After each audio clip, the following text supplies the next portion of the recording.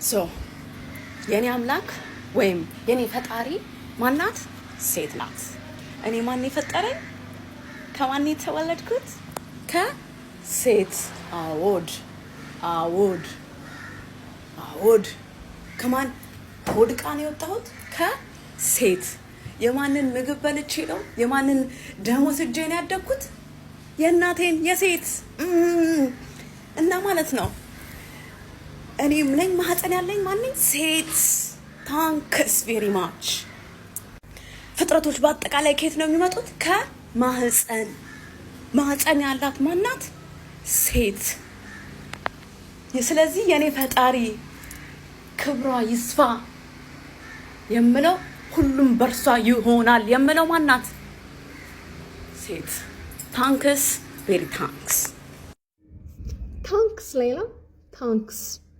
ሴት ልጅ ለማበረታታት የሴት ልጅን ቦታ ከፍ ለማድረግ ምናምን ይሄ ጥረትሽ ግረትሽን ምናምን አከብርልሻለሁ።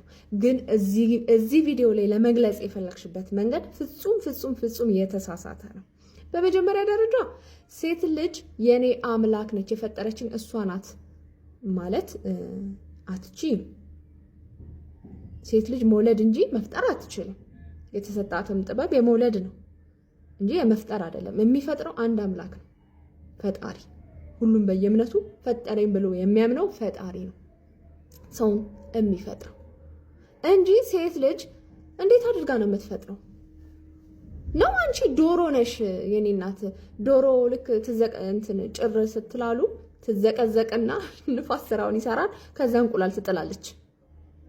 የሚገርምሽ ነገር በዛ መንገድ እንኳን የሚወጣው እንቁላል ፍሬያማ አይደለም። ተጠብሶ ነው የሚበላው እንጂ አቅፋው ምናምን ጫጩት ሊሆን አይችልም በንፋስ የሚጣል እንቁላል። እንግዲህ ባለሙያዎች አግዙኝ እዚህ ጋር። ሌላው ከሴት ልጅ ሆድ ዕቃ ነው የወጣሁት። ሆድ ዕቃ አንቺ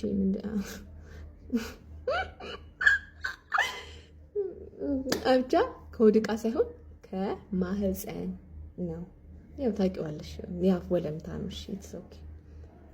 እና ማቅረብ ካለብሽ ምስጋና ሴትንም ሆነ ወንድ ልጅ የፈጠረውን አምላክ ፈጣሪ በእኔ ሃይማኖት እግዚአብሔር ነው።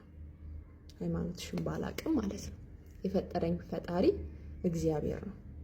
እኔ ልጅን በየትኛውም ሳይንስ በየትኛውም መንገድ ጠፍጥፌ ልፈጥረው አልችልም። የኔ ድርሻ እግዚአብሔር ሲፈቅድ አረግዛለሁ። እሱንም ከወንድ ልጅ ገባሽ? ሌላ ከወንድ ነው። እናትሽ አንቺን የወለዱሽ ከአባትሽ ነው። አንቺም ልጅሽን የምትወልጂው ከባልሽ ወይ ከጮኛሽ ነው እንጂ ዝም ብሎ አትወልጂም። ዶሮ ኮንሽ ቅድም እንዳልኩት ነገሬን አሳውቂ።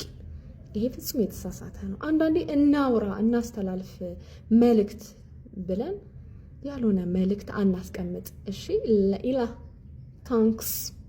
እናንተ ማሳብ ስጡበት።